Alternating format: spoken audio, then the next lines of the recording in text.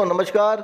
आज की वीडियो बहुत मज़ेदार और नॉलेज से भरी हुई होने वाली है। इनमें से बहुत सारी सामान्य बातें आपको भी पता नहीं होगी। बिना समय गंवाए मैं आपको बताता हूं हमारे देश के राष्ट्रीय प्रतीकों के बारे में। सबसे पहले शुरू करने से पहले मैं आपसे ही पूछता हूं कि आपको हमारे देश भारत के राष्ट्रीय प्रतीक के बारे में क्या पता है, कितना इसके बारे में जानते हैं। दोस्तों, सारनाथ का अशोक का सिंह स्तंभ भारत का राष्ट्रीय प्रतीक है। इसमें 4 एशियाई शेर एक गोलाकार अबेकस पर पीठ की ओर से जुड़े हुए हैं। अबेकस पर हाथी, घोड़े, बैल और शेर की प्रतिमाएं हैं। इनके बीच में बने हुए पहिए इन्हें अलग करते हैं। भारत का राष्ट्रीय प्रतीक एक खुले हुए उल्टे कमल पर खड़ा हुआ है। एक ही पत्थर को काट कर बनाए गए इस सिंह स्तंभ के ऊपर धर्म चक्र रखा हुआ है। दोस्तों, इसके बाद बात करते हैं भारत के राष्ट्रीय पक्षी के बारे में। सन 1963 में मोर को राष्ट्रीय पक्षी घोषित किया गया था, क्योंकि ये पूरी तरह से भारतीय संस्कृति और परंपरा का हिस्सा था। मोर शिष्टता और सुंदरता का प्रतीक है। मोर को राष्ट्रीय पक्षी चुने जाने का एक कारण इसका पूरे देश में पाया जाना भी है। हर आम व्यक्ति इस पक्षी से परिचित है। इसके अलावा मोर किसी और देश का राष्ट्रीय पक्षी नहीं है। इन्हीं सब कारणों के चलते मोर को राष्ट्रीय पक्षी बनाया गया। इसके बाद में बात करते हैं भारत के राष्ट्रीय पशु के बारे में। दोस्तों, भारत के राष्ट्रीय पशु के बारे में कुछ जानकारी आपको हो सकती है।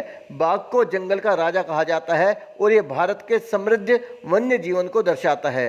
शक्ति और फुर्ती बाघ के बुनियादी पहलू होते हैं। भारत में बाघों को बचाने के लिए प्रोजेक्ट टाइगर शुरू किया गया है और सन 1973 में बंगाल टाइगर को राष्ट्रीय पशु घोषित किया गया है। इससे पहले शेर भारत का राष्ट्रीय पशु था। लावण्यता, ताकत, फुर्तीलापन और अपार शक्ति के कारण बाघ को भारत के राष्ट्रीय जानवर के रूप में गौरवान्वित किया गया है। दोस्तों, अब बात करते हैं राष्ट्रीय गान की। भारत का राष्ट्रीय गान रविंद्रनाथ टैगोर द्वारा मूलतः बंगाली में रचे गए गीत का हिंदी संस्करण है। 24 जनवरी 1950 में इसे भारत के राष्ट्रीय गान के तौर पर अपनाया गया। समाज के गैर हिंदू वर्ग द्वारा वंदे मातरम का विरोध करने के बाद जन गण मन को भारत का राष्ट्रीय गान बनाया गया था। अगर बात करें राष्ट्रीय फूल की, तो भारतीय पौराणिक कथाओं में कमल का बहुत महत्व है। यह देवी लक्ष्मी का फूल होने के साथ धन, वैभव और उर्वरता का प्रतीक है। इसके अलावा यह आश्चर्यजनक तौर पर गंदे पानी में उगता है। इसके लंबे डंठल के शीर्ष पर फूल लगा रहता है। कमल का फूल अशुद्धता से अछूता रहता है। यह पवित्रता, उपलब्धि, लंबे जीवन और अच्छे भाग्य का प्रतीक होता है। इसके बाद में बात करेंगे राष्ट्रीय फल की। आम के बारे में हर कोई जानता है और आप सबका पसंदीदा फल आम होगा। आम मूलतः भारत का है और पूरी तरह से देसी है। आम प्राचीन काल से भारत में उगता आया है। प्राचीन समय से ही आम की स्वादिष्टता पर कई प्रसिद्ध कवियों ने रचनाएं लिखी हैं। दरभंगा में लाखी बाग में मुगल राजा अकबर ने आम के 1 लाख पेड़ लगवाए थे। इसके बाद में बात करेंगे राष्ट्रीय गीत की। भारत का राष्ट्रीय गीत बंकिम चंद्र चटर्जी ने संस्कृत में रचा था। इस राष्ट्रीय गीत ने स्वतंत्रता संग्राम के दौरान कई स्वतंत्रता सेनानियों को प्रेरणा दी थी। शुरुआत में वंदे मातरम भारत का राष्ट्रीय गान था, पर आज़ादी के बाद जनगण मन को भारत का राष्ट्रीय गान बनाया गया। ऐसा करने का कारण यह था कि भारत के कुछ गैर हिंदू समुदाय को वंदे मातरम पक्षपाती लगता था। उन्हें लगता था कि इस गाने में देश को माँ दुर्गा के रूप में प्रस्तुत किया गया है, इसलिए इसे राष्ट्रीय गान नहीं राष्ट्रीय गीत बनाया जाना चाहिए। इसके बाद में बात करते हैं हमारे प्यारे, हमारे आन बान शान राष्ट्रीय ध्वज के बारे में।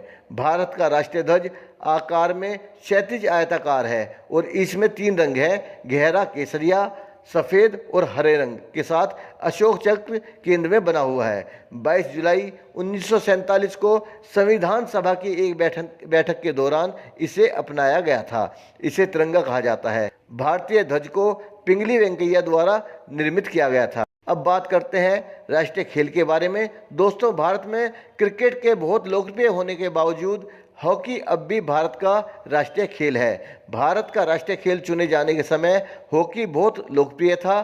सन 1928 से 1956 के बीच हॉकी ने स्वर्णिम युग देखा है और भारत ने ओलंपिक में लगातार 6 स्वर्ण पदक जीते थे।